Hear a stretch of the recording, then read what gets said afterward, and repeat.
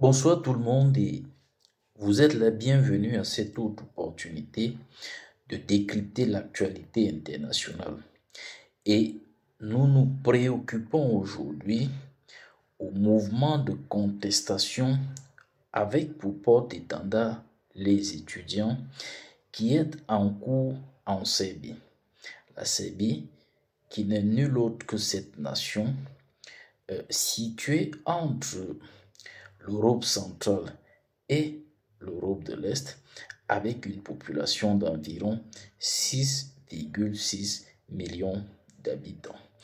Et nous allons nous efforcer à comprendre bien sûr les origines, mais aussi et surtout les causes de ce mouvement de contestation. Et vous allez voir lorsque nous allons développer le corps de notre réflexion que, entre autres, un accident ne survenant jamais à la suite d'une seule cause, entre autres, il y eut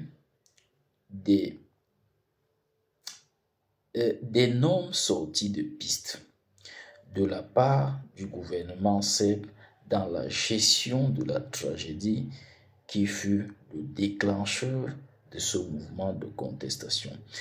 Un véritable usage de la force inappropriée. Une politique de communication inadaptée pour non seulement pacifier, mais justifier les raisons liées à la tragédie qui a servi de base ou alors de déclencheur à la crise qui aujourd'hui mine la Serbie. Ainsi, notre thématique va s'articuler comme étant de la tragédie à la révolte, un tournant dans l'histoire contemporaine de la Serbie. Mais avant cela, si vous ne vous êtes pas encore abonné à notre page, nous vous invitons à bien vouloir le faire, à bien vouloir partager nos contenus et surtout à nous livrer vos impressions dans la section réservée aux commentaires afin de nous permettre de nous améliorer et surtout d'identifier quelles sont vos sensibilités en termes de thématiques. Sachez donc en introduction que plus de 100 000 citoyens se sont mobilisés à Belgrade, c'est-à-dire la capitale de la Serbie, samedi dernier pour exprimer leur opposition à la corruption. Ça, c'est selon les données fournies par le ministère de l'Intérieur. Il faut indiquer que certaines sources vont largement au-delà, parlant de marée humaine à plus de 350 000 personnes. Cette mobilisation sans précédent fait suite à des mois de contestation orchestrés par des étudiants serbes qui ont appelé à éviter la zone du Parlement en raison de ce qu'ils qualifient de provocation de la part des partisans du gouvernement. Il s'agit du plus grand rassemblement depuis le début de ce mouvement qui secoue la nation avec une intensité inouïe depuis les années 1990. Les manifestations se succèdent à travers le pays depuis la tragédie survenue à la gare de Novi Sad le 1er novembre, qui a coûté la vie à 15 personnes suite à l'effondrement de l'avant en béton du bâtiment récemment rénové. Cet incident a agi comme un catalyseur, provoquant une explosion de colère parmi les manifestants qui perçoivent cet accident comme une illustration de la corruption qui ternit les institutions et les projets d'infrastructure. Au fil des semaines, Ce mouvement est devenu l'un des plus significatifs de l'histoire contemporaine de la Serbie, avec des manifestations quotidiennes qui témoignent d'un mécontentement populaire et croissant. Les étudiants exigent la fin de la corruption, tandis que la foule va bien au-delà et appelle à la chute du régime du président Vučić qui est au pouvoir depuis 13 ans. En revanche, ce dernier refuse d'accéder à ces demandes. Cet après-midi d'ailleurs encore, il a affirmé sa détermination à résister à toute forme de pression ou d'agression. Les autorités serbes, tout comme une large part de la population, affichent une position pro-Kremlin. Alexander Vučić, qui exerce le pouvoir depuis 2014 en tant que Premier ministre, puis président, a déjà fait face à plusieurs mouvements de contestation, mais jamais, bien évidemment, d'une telle envergure. Face donc à cette contestation sans précédent, le président Vučić dispose néanmoins de ressources stratégiques significatives. Âgé de 55 ans, le président serbe a été ministre sous Slobodan Milošević et a débuté sa carrière au sein de la mouvance ultranationaliste. En tant qu'admirateur déclaré de Vladimir Poutine, il exerce un contrôle rigoureux sur l'appareil d'État et les médias. Il bénéficie également du soutien de l'Église orthodoxe serbe, bien que cette institution, qui peut jouer un rôle politique déterminant en Serbie, soit actuellement divisée face à la contestation. Vous voyez, les étudiants en théologie ont initialement rejoint le mouvement. Cela dénote de la fracture dont nous parlons au sein de l'Église orthodoxe serbe.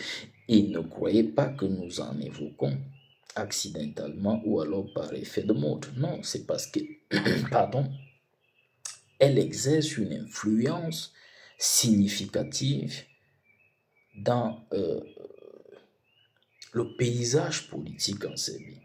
Difficile donc d'analyser toute situation sans considérer la position ou alors le rôle que joue l'Église orthodoxe serbe. Sauf qu'elle est fracturée, avec certains étudiants en théologie qui ont initialement rejoint le mouvement, mais ont rapidement été contraints de se retirer. Néanmoins, le bas clergé semble plutôt favorable au mouvement étudiant, tandis que le haut clergé, y compris le patriarche, qui est idéologiquement aligné avec Vučić, apporte son soutien au président. Il existe donc un véritable tiraillement au sein de l'Église entre les partisans de Vučić et ceux des manifestants. Une mobilisation que le président serbe Alexander Vučić peine à contenir.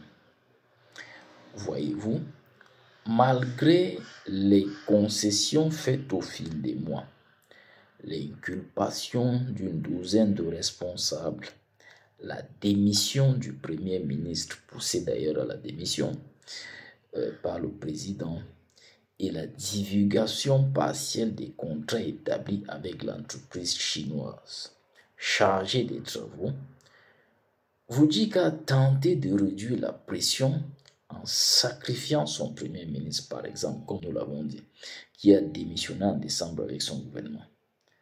Parallèlement, il a qualifié les manifestations de manœuvres orchestrées par des acteurs occidentaux visant à le destituer.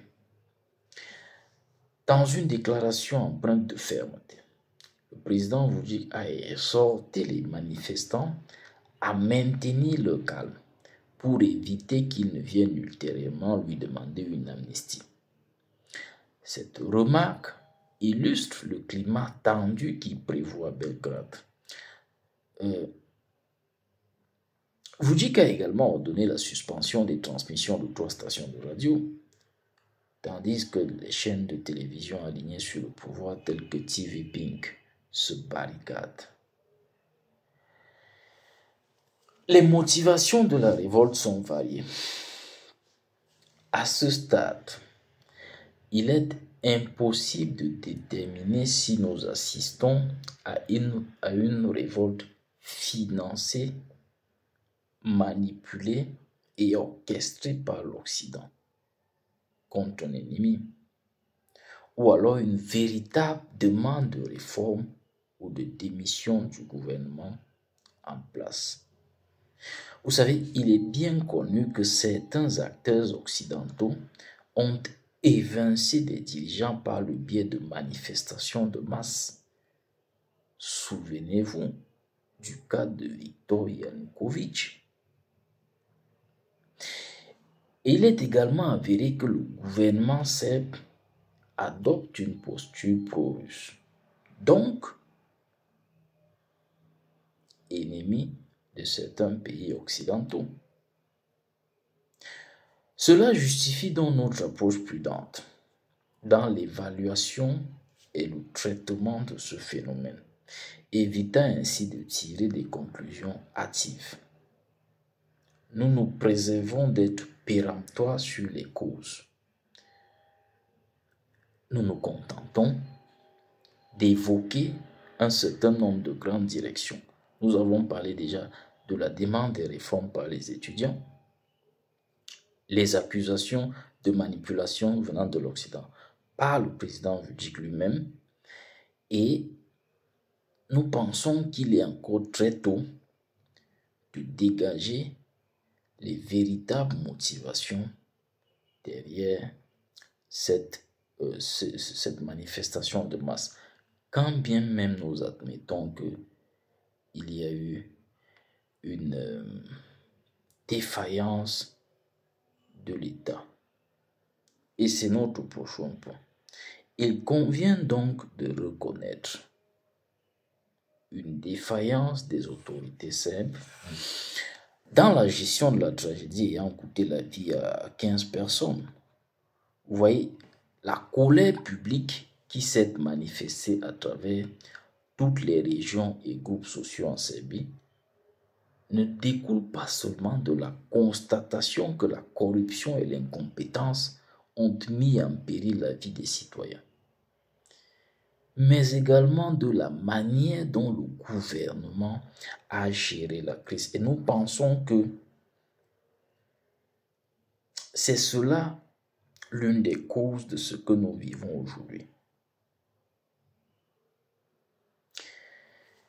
La politique est un jeu bien dangereux et très très délicat. Et l'une des responsabilités de l'exécutif consiste à gérer les crises à travers une méthodologie idoine indiquée. Et quelquefois, un usage abusif du pouvoir peut plutôt exacerber les situations. Ce n'est pas un travail d'amateur de gérer les hommes, c'est une science. Et nous sommes là en plein dans des effets secondaires, des dommages collatéraux, sécrétés par une prise de décision, une politique de communication de la part du président Alexander Vučić et son appareil gouvernant, n'ayant pas réussi à absorber cette sortie de piste-là. Parce que les accusations sont incontestables. Il y a bel et bien de la corruption en Serbie. Ainsi, les représentants du Parti progressiste serbe et les médias sous influence gouvernementale ont tenté de présenter la tragédie comme une conséquence inévitable presque naturel de la modernisation et de l'industrialisation. Figurez-vous, la qualifiant même d'inconvénient mineur, ne devant pas entraver la prétendue croissance économique, alors que les Serbes pleurent 15 de leurs concitoyens décédés conséquemment à ce faux pas managériel.